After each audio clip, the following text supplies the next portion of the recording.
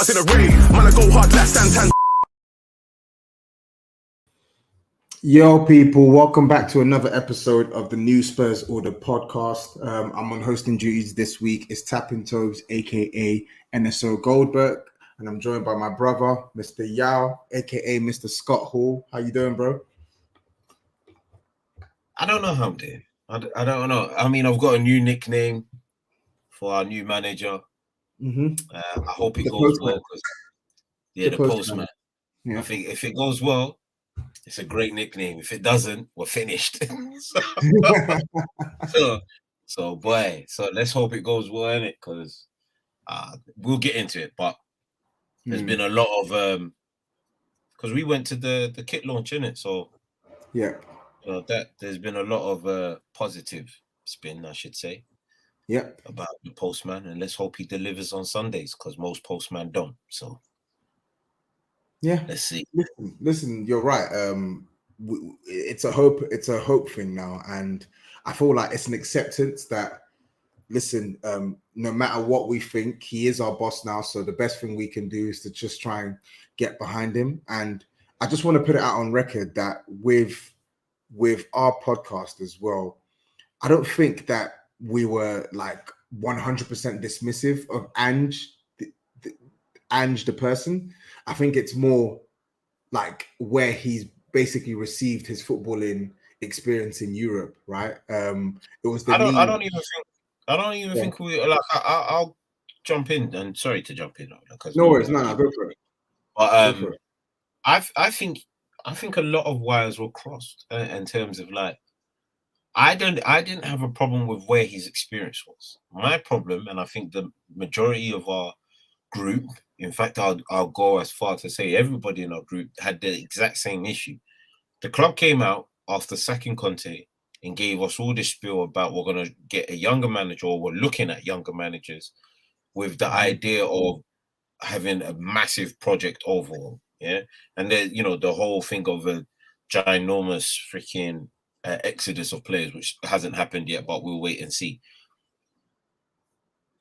Ange is 57 years of age. So, like, my immediate thought is, what happened to this? We're going to go for a younger manager. Like, I would have settled for somebody in their 40s. Yeah, but the guy's like, he's like 6 years from retiring. Like, what? I don't understand this club. It's just, like, if they just shut up and said nothing, and then we got Ange, I don't think anybody would have said anything.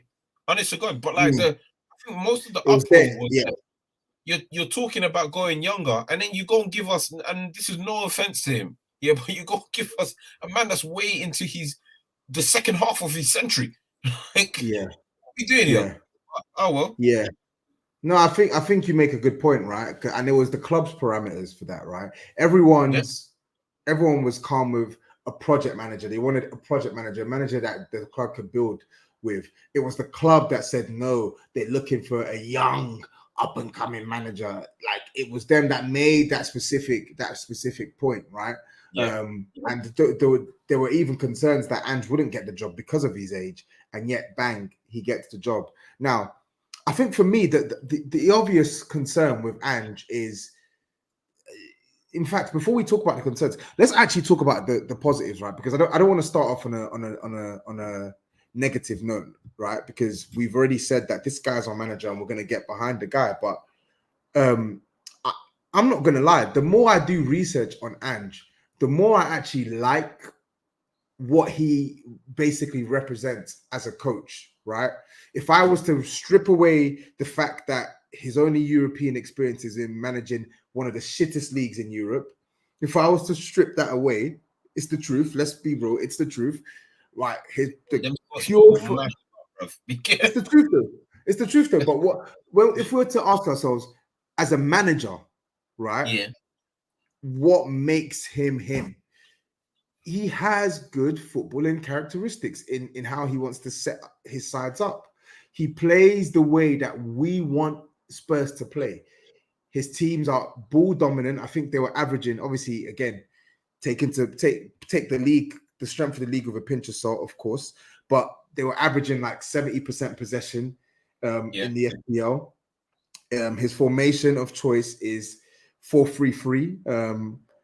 His teams play an aggressively high press, right? Yeah. His wingers are high and wide, always stretching the pitch for his sides. He likes to box teams in. He uses the fullbacks to join up with the holding midfielder to create a free in front of the two. So you effectively attack with a 2-3-5, and you're trying to pin teams in. So not only do you have the numerical advantage to press from the front, right? If you're pushing high up, but when teams try to counter press, you have bodies in the midfield to try and protect your back line. And when you look at the style of play that he was able to implement again at Celtic, weak league, I get it. You've got teams that can't press Celtic as well, etc., etc. It speaks well. Like, I'll have to be real. I didn't want Ange. Let me just say that. So I didn't want. I can't remember who it was you wanted. Pardon? I can't remember who it was you wanted. wanted. Nagelsmann. I wanted Nagel. So no, I'm talking about when it came into the latter weeks. I'm sure. Oh yeah, I was happy. I was happy. I was calm with Onslaught. And then that fell through. And I was thinking, hopefully, maybe we can try and go back in for Nagelsmann. But when the news of Ange came out, I didn't want him. I didn't want him purely because I don't rate the SPL, right? But doing my research on this guy, irrespective of what I wanted or didn't want, now he's got the job. When you look at his characteristics as a manager, he basically does the things that I want the Spurs manager to do when he sets up his team. What would you think? What would you say? I was similar. It's not that I didn't want Ange. My head was stuck on the whole younger profile. Yeah, like I think I made it very clear in the group. I just couldn't, for time, I just couldn't get past it because I was like, I said it in the group, I don't have a problem with where he got his experience, the whole J League and all that kind of stuff. And I did a deep dive into, his managerial career. I think he had like a small stint in Greece before he went back to Australia and ran on from there. But originally, he wasn't this like forward, or should I say ball dominant type manager. He was quite pragmatic. That's how he started off, apparently. Yeah. More to the research that I was doing. And then I think it's when he went to the J League, and because of the club he was with at the J League was, a sister club or whatever. Yeah, part of the City group. So Pep went there, gave him, the small talk on the side, more than you believe. And he believed. And ever since then, he's stuck to this 4-3-3, 4-1-4-1 ish type formation, and it's worked out well for him. He went Celtic, I think the first season he was there, he finished like 30 points or something like that behind Rangers. Or it was something mad. Like they just didn't win the league the first season he was there. Yeah, but he was implementing a style of play. And that came to fruition this season because they blew everyone apart, even though it's a dry league. Like, they done the treble, which they've done multiple times in their past. I'm pretty sure O'Neill's done it with them, but whatever, dry manager. But he had a style of play that, the Celtic fans really enjoyed, really appreciated. And I did watch, because, it was, all hyped about. I did watch the full Real Madrid Celtic game. I was like, they created a lot of chances that I was not aware of because they really did get at Real Madrid, but they got punched. You just have to call a spade a spade. They got punched 3-0. They got dealt with by experience. At the time when Slot fell through, I wanted Gallardo because I knew Poch was done. I knew Poch was not happening whatsoever. It didn't matter what people think or what wanted. Poch was not coming. Yeah. And so because I wanted somebody young who I felt was free, I wanted Gallardo. I was like, yeah, fiery character, plays 4-3-3, likes to be attacking, aggressive. I wanted him. Pause. And then next thing you know, Postman. Like, what? And then what actually made it more annoying for me was, all right, fine, we're getting this guy. It looks like we're getting this guy. Everybody on Twitter and journalists, oh, this was the greatest manager we could have got. Yeah. Like, certain man have changed their DP to, you know, from Conte to Ange. Yeah. Certain man are now doing. They've never spoke about Ange in the 2 years or 18 months that Conte was there. Never. Yeah, I'm not even going to mention names because I could. Trust me. Yeah. Certain man that does spaces on a regular basis. Yeah. I hear talking about previous manager. That's the greatest manager Spurs are going to get. All of a sudden, wow, it's not Ange. Ange is great. I said, you're a big man. If you're just gonna be out here sucking balls, bro, just tell us that you're doing this, bro. Don't come out here with this nonsense. Yeah. Because you want to be ahead of the curve. We don't know what this guy is gonna deliver. We actually don't. Yeah, 100%. I just like the fact that, all right, cool. He seems to be. I can't believe I'm saying this because I've said this about, I think, the previous two managers, but he doesn't seem to be a pushover. Yeah. Now, what I will say here is that out of the previous managers, I think Ange would punch up Levy. Like, he gives me that impression that, yo, big man, it's not a smiling thing. Yeah, don't come boy me over here. Like, I'll punch you up and leave the job. That I get that impression from him. Yeah. So I hope he's that kind of guy, because, you know, Spurs need. They need an authoritarian. They need an authoritarian. You know what it is though? You know what it is though? With obviously, and I think for me, with this Ange appointment, right? I'm looking more at Enoch. I'm looking way more at Enoch than Ange in terms of who I put the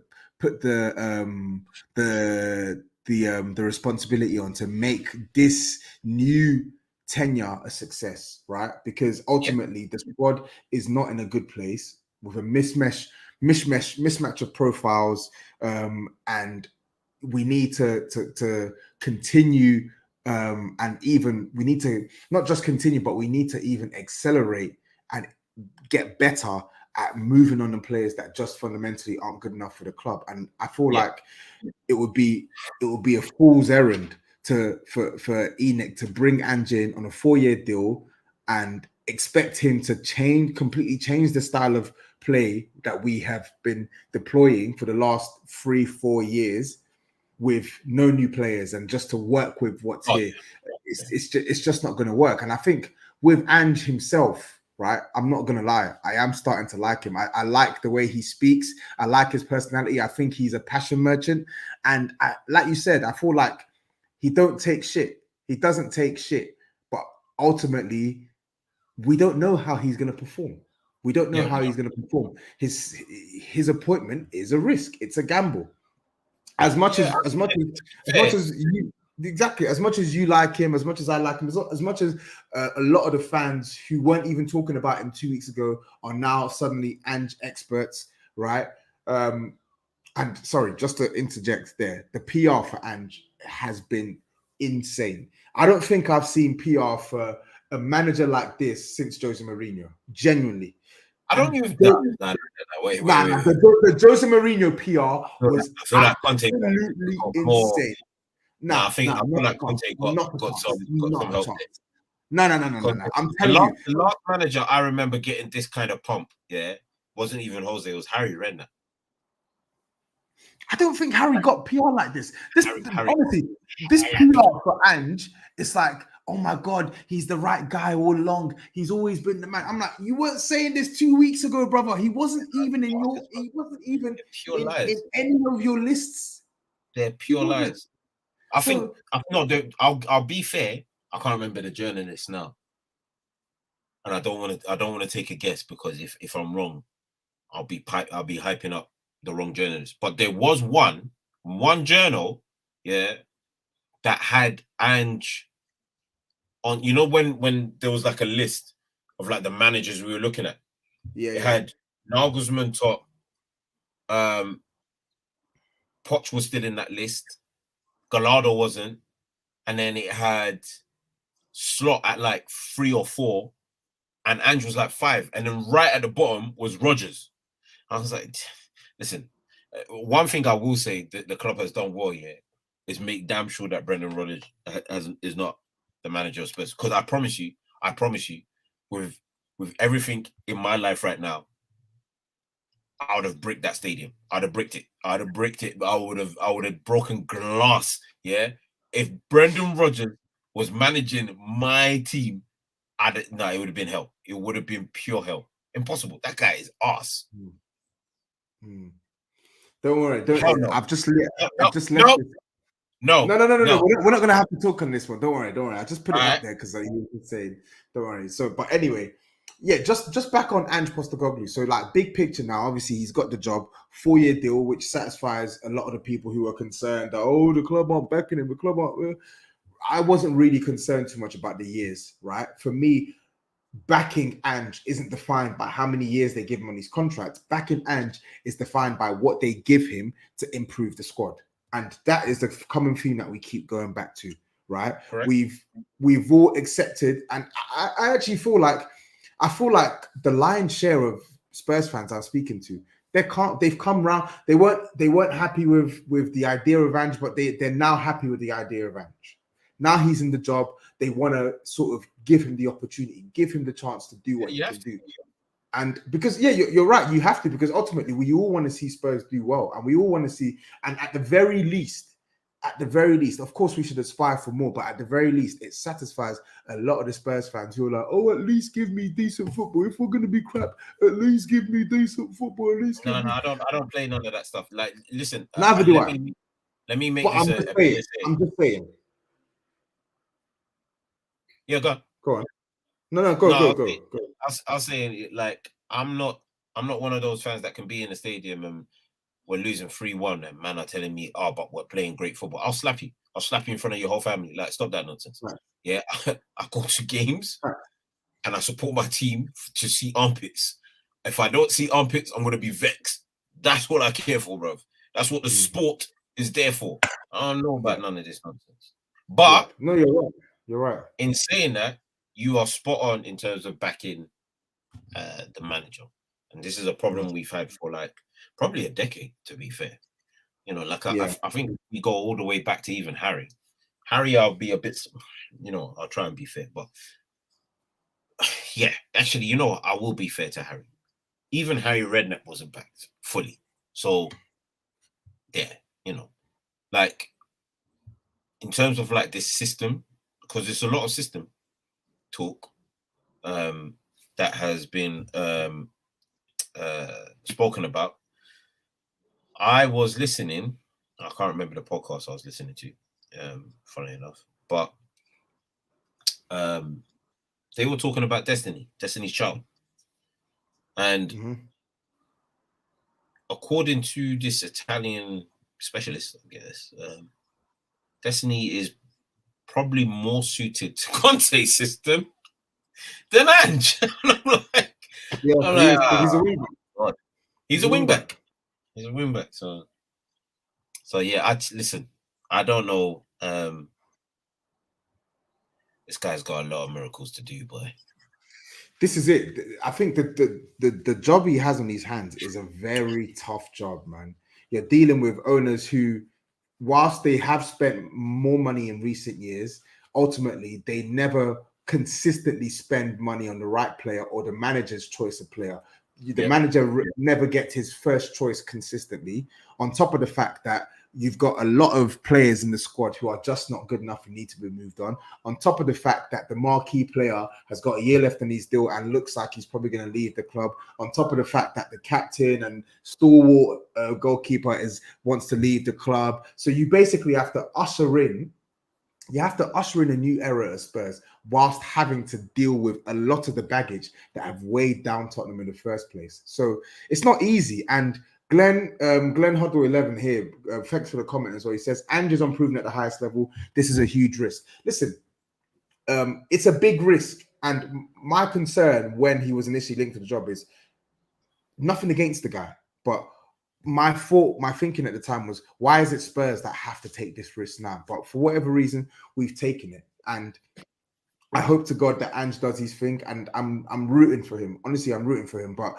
this is where I think as Spurs fans, we need to be balanced and understand that the task that we're asking Ange to do is not easy. He has the footballing principles we want, but the task we're asking him to do is not easy, which is why more than ever we need Enix's support of this guy. We need them to give him the players he needs. If he needs young, dynamic centre backs to play further up the pitch, give it to him. If he needs certain contracts to be terminated, give it to him. Do you get what I'm saying? Right? The jump from SPFL to the Premier League is big. It is big, right? Principles aside, it is big. And whilst he has a good football ideology in terms of how he wants his teams to play and how he wants his teams to be set up, which is reminiscent to, like you said, the City Group and some of the better sides in Europe these days, ultimately he's going to need the staff personnel to do that, right? And where he's never worked in the Premier League as well, we also need to give him that grace. We need to give him time to adapt. And with all this being said, it goes back to Enoch. It goes back to Daniel Levy, right? This is a guy who you've brought in because you supposedly trust him, right? Now give him the players. Give him the damn players. Give him the damn players. Give us this rebuild, this in full. Give us this rebuild in full. So the breakdown I did in the group was roughly about 400 plus million, right? What to spend? No, because Levy's been doing all of this chitter chatter about they've backed managers. Yeah, it's not the first time he's done this, but in recent times he's back to doing the same nonsense, saying that they've backed managers. So, in the group, to bring people up to speed, I think I broke down, the 400 million since 2019, which worked out to somewhere around, I think it was like 212,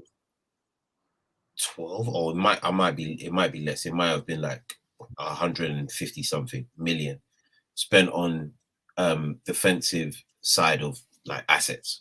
But let me break it down now, so people at least gather where I'm coming from. So of this apparent 400 plus million that we spent, if I'm correct, we'll go through the list. Yeah. Now people don't laugh on the other end. Yeah, just hear it and tell me if this is competent football management of a club. We went out into the market. We bought Ryan Sessegnon from Fulham for 30 million. Didn't work out. He's still at the club. Yeah. We went and bought Reguilon for 27 million. Didn't work out. He's on loan. He's coming back. Yeah. So already we've canned 57 million. This is only from 2019. So I'm not going to include Davison Narcos. Yeah. I'm not going to include that. I'm just talking about who we have. We bought Emerson for 23 million. I'm actually gonna give Emerson a blight, yeah, because in recent times I have actually supported him because he's been defensively decent. But he's not a great 23 million to spend. We spent 45 million on Porro, can't defend. And I'm just focusing on the fullbacks right now. Yeah, we got Perez for free, can't defend, but he's got bare assists. We bought Jed Spence, because clearly he sees dead people. That's why he got shipped off to freaking France for 20 million. Conte didn't like him. I think there was a bit of racism there, but I'll get back to that. Yeah. Then we went and bought Rodon. Jesus Christ of Nazareth. That guy's shit. Yeah. Like, I don't believe it. We bought him. He's in Rennes. He's coming back. Nobody likes him. We went and got Christian Romero, who's clearly, not just on paper, but also in reality, our best centre-back. And he doesn't want to play alongside other players that is at the club because he's like, nah, you man are cack. I'm not trying to ride and die for you, man. I'd rather ride and die for Argentina. All right, cool. Then we also got Lenley on loan. Roughly, including all of that, that's about, I'd say 150, give or take, This is horrendous, bruv. Like, out of everyone I just given you, 90% can't defend. 90% of the money spent on players cannot defend. What position do they play? Or what part of the pitch do they play? The fence. Like, so how and it, mind you, take this into consideration. Poch was on a bad run. Hadn't won an away game since Lord knows how long. They go into the market, they buy midfield assets, and they leave him with Jan Vertonghen and Toby Alderweireld, who were getting pretty old at that point. Their legs were getting run down. And the next reinforcements defensively for him was Sessegnon and Aurier, I think it was. Yeah. So those were Aurier was the year before. Aurier was the year before. My apologies. So Sessegnon was at least that year. Yeah. So the backup to Jan Vertonghen, Toby Alderweireld, granted, you know, they were getting old, was Eric Dyer and Davinson Sanchez, who even prior to those seasons, people were like, these men are not good. But they were the backup. They're now, or they became starters under Jose Mourinho. Jose Mourinho gets past his first 8 months, 9 months? I think we made it into Europa by the skin of our teeth. He wants Skriniar. You know who he got? He got Rodon. he got Rodon. Yeah, cool. So now he's got to go into the following season with Dyer, Sanchez. I think Toby was still there, but you know, I'm just going off the top of my head. And Rodon and Tanganga, who he brought through. Okay, cool. Whatever. Jose Mourinho gets sacked. Cool. We get Nuno in. It forced completely to puts. Romero comes, if I'm correct, that same summer. So we get Romero in. Conte comes in. By some miracle, we get top 4. We've spoken about this in the past. Conte now gets to the summer. Says, I want Bastoni. Who did he get? He got Langley on loan. He got Langley. Like, and then listen to this. This is how you know this club is mad. Yeah, man are telling me about spending 400 million. If I see Levy in my ends, I'm gonna break his nose. Yeah, this guy's insane. Well, I'm gonna pause you there, right? I'm gonna pause you there, and I'm gonna read quotes, right? So fresh quotes from Daniel Levy today. He said the notion that Tottenham haven't backed certain managers is incorrect. We're currently paying the price where some of the acquisitions have not turned out to be as we hoped. We wanted Ange Postecoglou to play attacking football and trust the academy. Now, I with Daniel Levy, yes, Spurs have spent big money in recent years. We have, relative to what we were spending before anyway. Spurs have spent big money, but the problem is where is what you've just laid out there, right? Some of the money that's been spent has either not been spent in the right positions or has been spent extremely poorly, right? And in a lot of cases, it's been both. It's been both. Yes. It's been both. So I fully agree. I think talk about. Go on. I think one manager, and you know I've said it in the group, so I have no problems with saying it to the masses. I think Conte is a fraud. Yeah, because this is the one time I'm gonna actually say Levy might not actually be lying in this situation. Yeah, Conte didn't get Bastoni. That I 100% back Conte on. Yeah, but Conte got given Jed Spence, didn't play him. Got given Basuma, told the world Basuma's not ready. He's behind Højbjerg. That's what he told the world. He told the world this. Got Richarlison. That dodo hasn't laid an egg all season. Yeah, like we coming. Like he got given, if I'm correct, and you can tell me if I'm wrong. He got given 9 players in his tenure. So yeah, Kulusevski, Bentancur, yeah, Forster, Richarlison, Jed Spence, Basuma, Pedro Porro, Danjuma. There's one more I'm missing. Have I mentioned Longley? No, you haven't mentioned Longley. So Longley as well. Yeah, and Perisic. He got given like 10 players. 10 players. Like, granted, yes, I'm not going to say certain areas were fixed because they definitely weren't. But he got given 10 players, of which, correct me if I'm wrong, at certain parts during this season, Destiny as well. I think he got given like 14 players actually. Yeah, Destiny. So he got these players in, and the football stunk. That's what really started to annoy Spurs fans. Yeah, and I think when it got like unbelievable high levels of toxic is when we defended a 1-0 defeat to AC Milan. That was listen, that to this day is the most unforgivable thing I've ever seen in my life.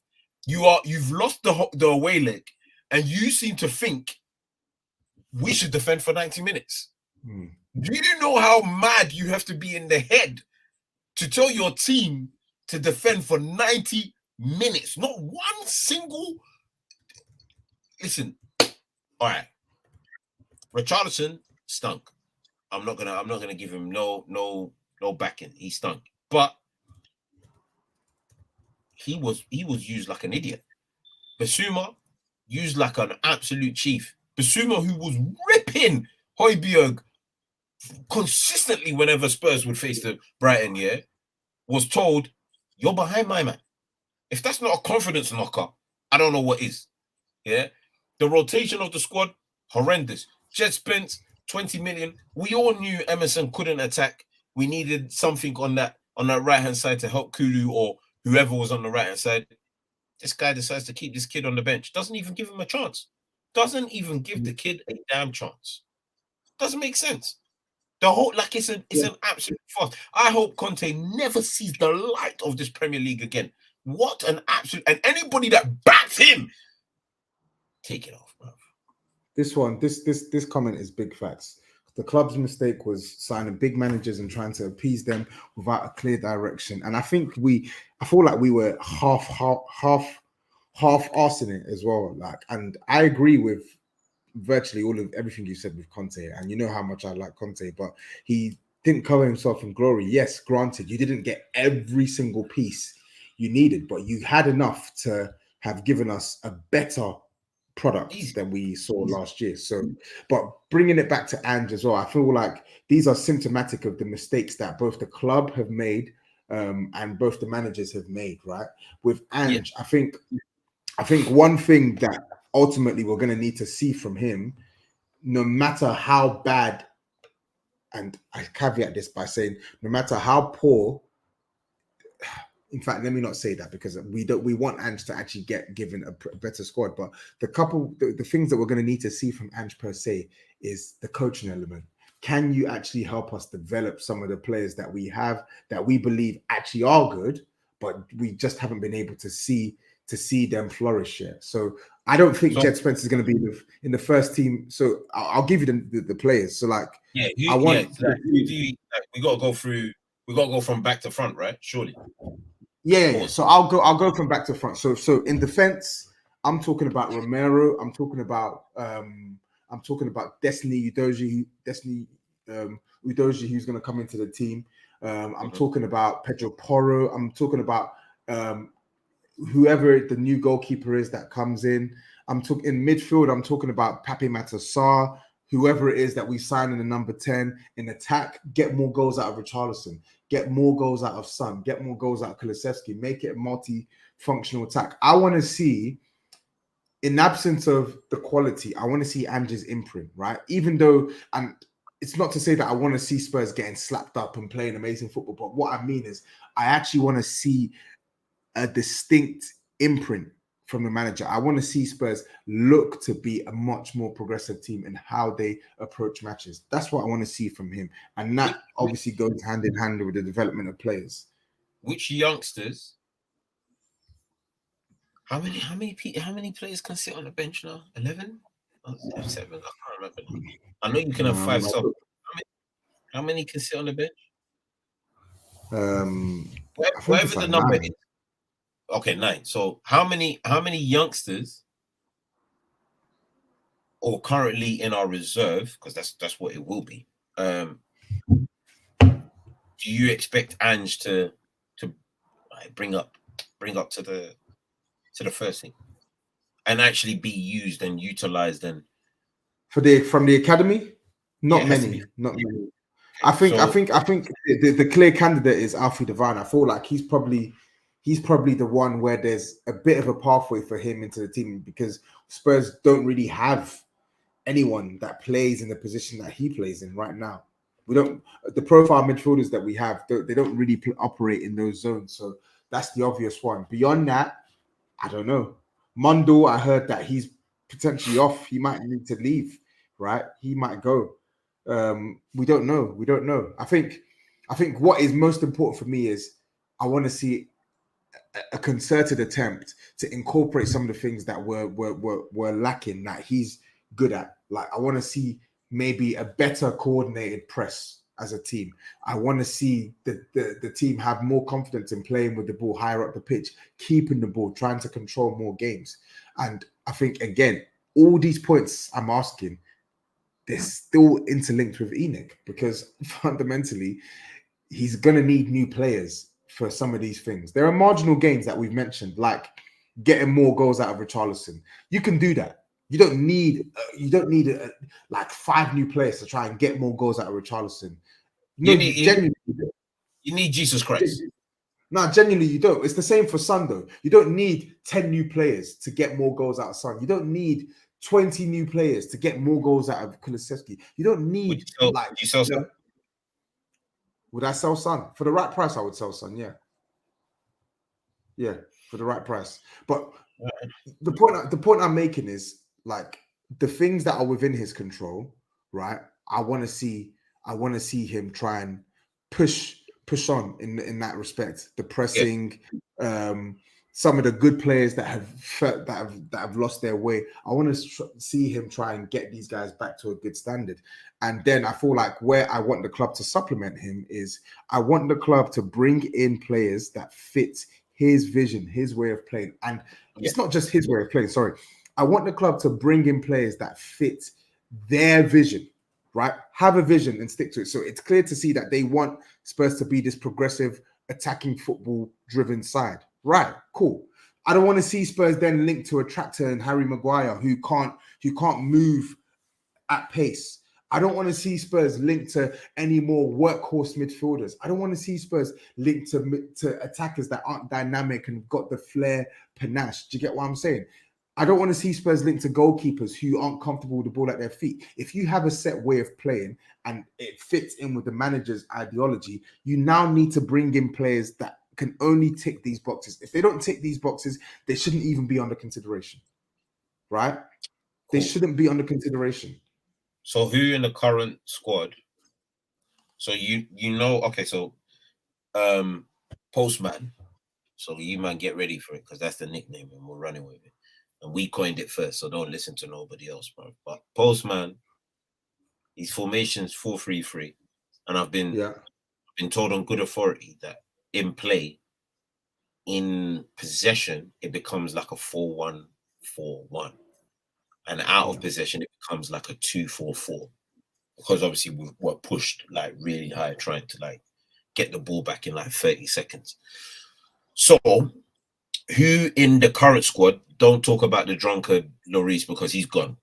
We sent him to a vineyard in freaking France. I hope he gets drunk there.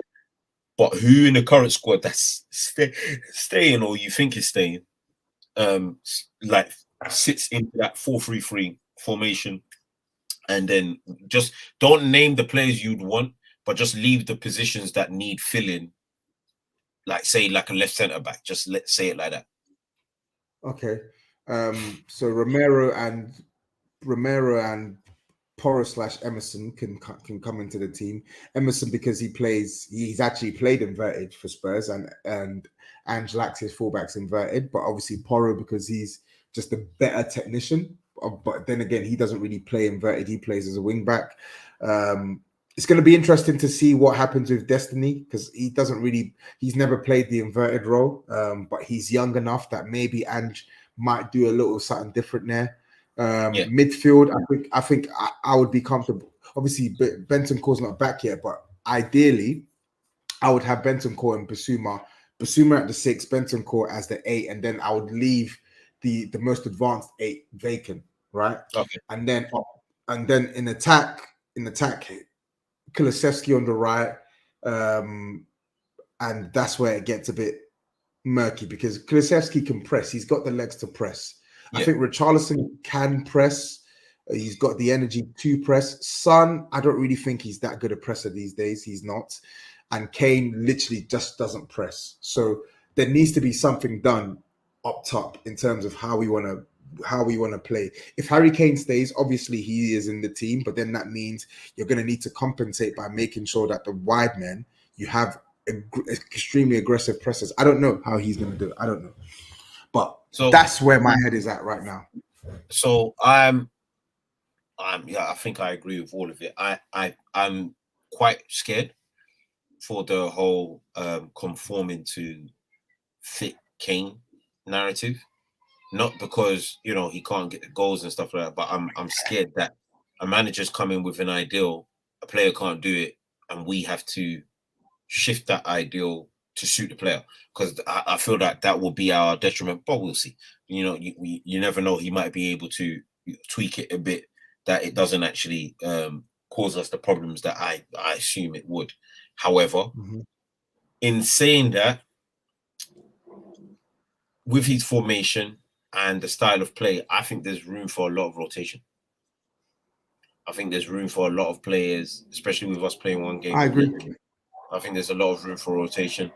I think that advanced 8 role is a free role, which is something I've been excited for. And I think in some games, I can't believe I'm saying this, but in some games it wouldn't be an 8, it'd be a 10. And you could probably drop Kane into that position if you wanted to, just to accommodate Richarlison. Then you got 4 attackers, and you basically got the rest of the team playing up high to return the ball quickly to us. I know there's been talks of Ndombele, and he says he wants to stay and win his position back. That's another role for him. And I know obviously we're looking in the market for a player like that, i.e. Maddison. But I must admit the crucial part here for this to even work in some shape or form is the left side. And we need 2 players. We need, just in case Romero is injured or is decided we cannot go into this season, the next season, with Dyer as a third option off the bench. Impossible. I agree. Impossible. Dyer has to be. Dyer has to be only put into the team if we're winning 1-0, 94th minute, and he wants to go 9 at the back. Bring on Dyer. Or all 3 of our top centre backs are injured, then Dyer can come in. Outside of that, Dyer needs to find a new club because that guy has been useless his whole life. He still hasn't found a culprit that punched up his brother. So why would I trust him at our back line in a higher line? It doesn't make sense. So no. He needs to go. He needs to go. We need, and there's a lot of free defenders, free-ish young defenders out there. But I'm gonna say a name, and I know some people are gonna be like, "Oh man, blah blah blah." He's not really that fast. I hear it, but I think he's quality. I think we should go get Laporte. No, but Laporte, I think a player like him absolutely ticks what we're looking for because I think he's an intelligent footballer, right? I don't think he's this colossus. Yeah, exactly. I don't think he's this colossus from a defensive perspective, but I think he defends good. He defends to a good enough standard, and I think obviously he excels with the ball playing, right? Having a player like that in your team, it gives you so much capability when it comes to playing out from the back because his switch of play is good, his passing on the ground is good, he can even play left back as well if need be, and he could probably play the inverted role. I reckon he's just a really good technician, right? But I think the problem with Laporte is he really going to come to Tottenham? Really? Sure. Is he though? Like, look at the players that were linked to. Money. Look at the players we're linked to. Money doesn't talk. Who we linked with? And we're in London, but hit me with who we're linked with. No, I'm not talking. I'm saying about the players in general, right? The players in general that we're linked with. I think we're linked. Obviously, we're linked with James Maddison. We're linked with David Raya, and I think those are 2 players that we're gonna face competition for, but I think they are realistic because I feel like they will consider Tottenham a step up from their current clubs. Whereas Laporte, he's at the Premier League champions. He's playing for Man City, right? His next move, I don't think he's going to drop all the way down to 8th with no Europe. I don't think he is, genuinely. No, I personally feel like he will have better offers. No, if there's offers on the table that are better than us, yes, I agree with you. Yeah, but the ultimate thing is this, and this is what happens with a lot of players like Laporte. Yeah, there's only one other place he's gonna go to. Yeah, it's not going to be France. I know people are like, oh, but he's French. He's not gonna go back. It's gonna be Spain. And if Barcelona can't sort out their crookish finances, he's coming Spurs. And I'm not saying it like, oh yeah, Spurs are quids in. Like, I think people, the narrative, and granted, we have the right to. There's a right for fans to talk about us the way that they do, because the club, the way it's been run, has led to this. Yeah, but the long and short of it is this: whether people want to admit it or not, we are considered one of the big 6 teams in this country. Yeah, last season, this is only a season removed, we were in the Champions League. We finished 8th. Yeah. We haven't finished 8th in the league I can't even remember. Yeah. When Arsenal finished 8th, if I'm correct, I can't remember what big name signing but they made a big signing. They splashed. Yeah. When they finished 8th, back-to-back seasons. So all of this all coming down to 8th place means diddly squat. If we want Laporte, we need to present a package to him that says, you know what? We're not trying to stay in 8th. That's all. That's literally when it comes to, because right now, all these fans will be like, who's going to come to Spurs? Who wants to come to Spurs? That's not how football works. Football is, where were you last season? And are you going down or are you going up? That is it. That is literally it. That's all football has ever been. Yeah. That's why Spurs could be in 8th place and people would be like, why would Maddison go to Spurs? Well, Leicester City are in the Championship. Yeah, so any move he makes now to the Premier League is an upside. But that's matter. Maddison, bro. That one is. No. But the reason why I've used Maddison is because even when you go to Man City, yeah, Zinchenko went from Man City to Arsenal, yeah, they missed out on Champions League by 1 spot. This is the same Arsenal that were only a season removed from finishing 8th. Yeah, again, this is what I'm saying. Like, there were for that one, I feel like Arsenal still have some level of juice in their name. They are traditionally traditionally a big club, and again, London living. And I think the most important factor is he had Mikel Arteta, who he worked closely with at Man City, and I think it was even Arteta's decision to play Zinchenko left back when he was at Man City. So this is what I'm saying. I feel like there's no with Laporte. I want Spurs to go for Laporte. Absolutely. I want Spurs to go all out for a player like Laporte. I don't care that he's 28 years old, because fundamentally he's someone that you deviate from your supposed policy for. Because he's as a profile, he's the exact kind of player we need in the back line. However, there's not really a certain bargaining chip that Tottenham have here. That's the problem. There's not a bargaining chip. We don't need a bargaining chip. Like, this is the problem that a lot of our fans do. No, we don't. We need to present. Listen, we're not in the position to offer any sort of bargaining chip. There's none of this, come to Spurs and play with Kane. Nobody cares to come to Spurs and play with Kane. That ship sailed 4 seasons ago. Nobody gives a flying crap about coming to Spurs and playing with Kane and Son. They don't give a flying crap about that. You have to present a project that literally says to these players, this is where we are. This is where we want to be. Man City did it when they came back into the Premier League. They bought players that they should have never in their wildest dreams been looking at. And I know people will be like, but the money. It wasn't just the money. They presented to those players, yo, boom, we're here right now. We've only made it to the Champions League 1 time. Yeah? 1 time in our entire Premier League era. We've only made it 1 time. But trust me, come here now. We're looking to be dominant for the next 10 years. That's what they presented the Agueros, the Yaya Toure. They should have never in their life been looking at Yaya Toure. Never. Manchester City, Blue Moon. You must be taking the Robinho. Like there's the names that they've had in the last 12 years. They should. Granted, they've gone on to do the bits. They've got Pep Guardiola. They've had the big names. They had Mancini. They had real like mainstay footballing names. Yeah. Why? Because they said this is what we're going to do in the next 10 to 15 years. This is what we as a club want to do. Do you know what's the biggest stumbling block for Spurs? It's got nothing to do with Spurs, Kane, Son, the players, the freaking stadium. It's got nothing to do with that. The biggest stumbling block with Spurs is the uncertainty surrounding ENIC and Levy. Nobody knows where the direction of the club is going. Nobody. Fair. And that's the only reason players would be like, nah, I don't want to come to Spurs. Because they can't turn around and be like, rah, you know what? Yeah, Spurs are giving me an offer. These men are talking like, yeah, they want to be back in the Champions League. They want to challenge for titles, blah, blah, blah. And I can see it. Nobody can see it.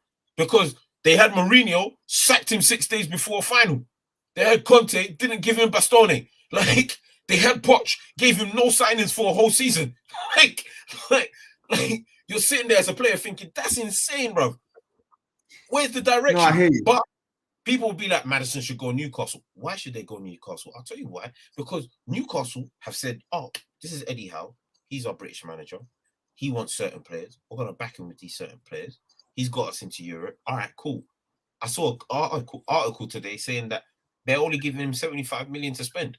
Yeah, I haven't seen a Newcastle fan since I saw that article. I haven't seen a Newcastle fan complain once about this 75 million. You know why Spurs fans would complain about that 75 million if that was our budget? Because we would go and spend 60 million on Richarlison and say, make it work. It doesn't make sense. And that's what's irritating about the club. Without the direction, you can't attract nobody. It doesn't matter where you want to be, you can't attract a single player. That's why it's actually hilarious that we've got Postman in. We've got him in, and we're saying, yeah, boom, we're going to give this guy 4 years. So the first thing players are thinking is, all right, this is the first time in a while Spurs have given a manager this long of a contract. Yeah. So they must have some sort of idea. They must think like they're changing things around. Yeah. We've got Harry Kane on last year of his contract. Rumors are coming out. Club don't want to sell him. So there's all right, cool. So you're still gonna have the top goal scorer for another season. Okay, cool. Yeah. All the transfer talks that's coming out is we're looking to strengthen in these positions. I'll be honest with you, if we go out and get David Raya, I think David Raya or Maddison, it doesn't matter which one it is, I think they start an actual conveyor belt of good movement for us. Because then other players will be like, you know what, I think they're trying to cook something over there. I don't know what they're trying to cook, but I think they're trying to cook something. But if we go in for David Raya, Maddison, and then man go Newcastle and Manchester United respectively, we're finished. We're absolutely finished. Yeah. Can I interject there? So just to like wrap up on this, I think one point you made, genuinely, I do hear you on the point around selling a project for the long term, and I think that's where Spurs have struggled, right? Selling a project for the long term. Sorry, my internet is moving, Higgy. But selling a project for the long term. You can hear me, right? Though you can hear me. Yeah, of course. Yeah. So I think that's been the problem. Selling the project for the long term. Where do you see Spurs in the next 3-4 years? What type of football do you want to play? What is your overarching vision for the club, right? And I think you're right. Obviously, Man City, they were spending reckless amounts and they had lots of money, but you could see that the season where they got close to top 4 and they missed out, and they had the big name in Mancini. They said, you know what? Oh, if we want to get a player like Yaya Toure, let's try and bring in David Silva first to work with Tevez. Then we bring in Yaya Toure. Then we bring in this player. Then we bring in that player. So in that respect, I get the point you're making. And I think that is even furthermore supported by signings like Raya and Maddison, right? And I think your point is perfect here.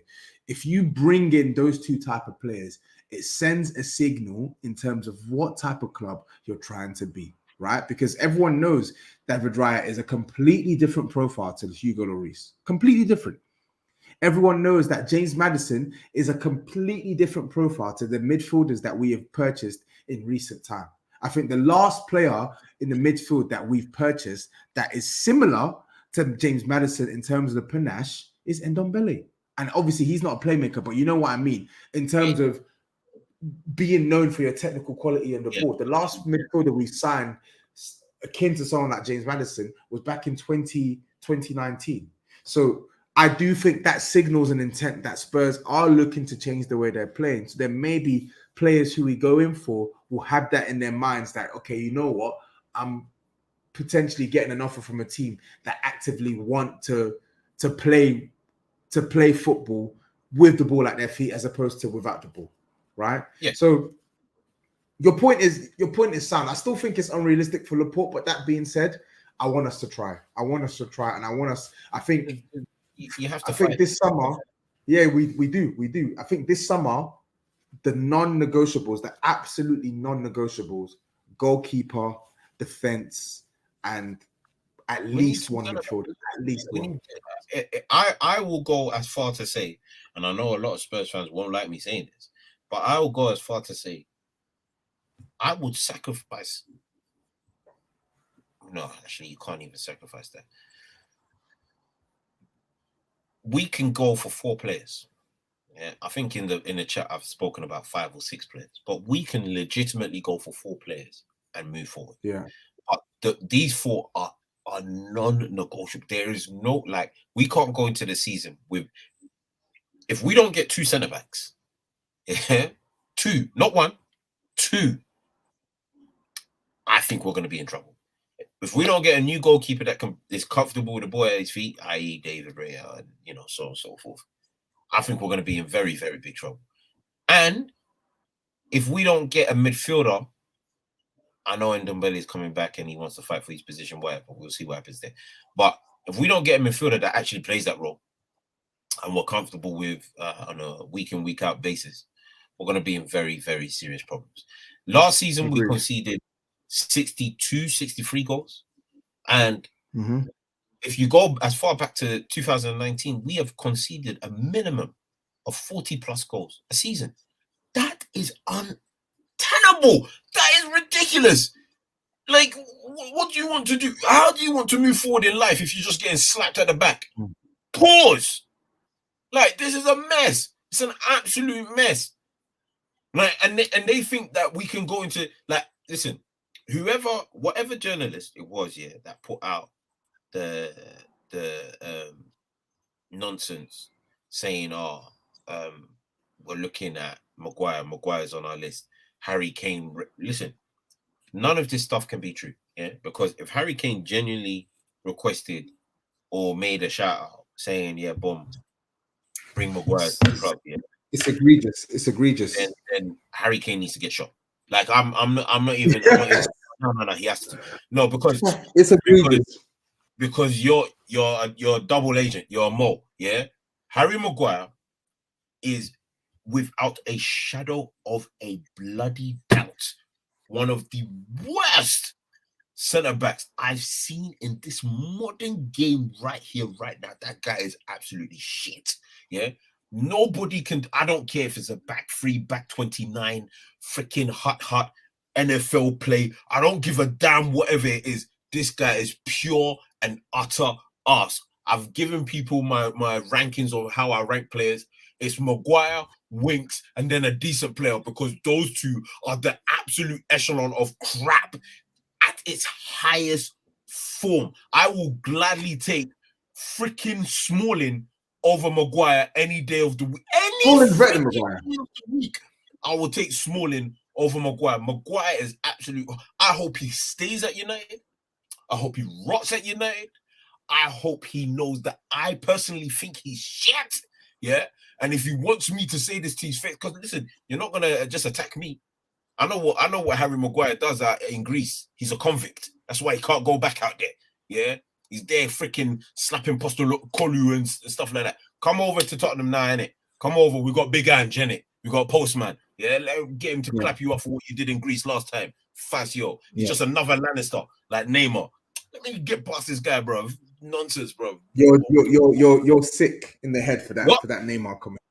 You're what sick did I in say? the head. I didn't say nothing. Don't think I didn't hear that. You're sick. I didn't say nothing. You're sick in the head for that Neymar. I didn't say nothing. I didn't say nothing. But listen, I echo your thoughts completely. No to Maguire. Keep that brother away from this club. It just goes against everything. And if Harry Kane is really championing for him to come to this club, you don't deserve to win trophies at this club.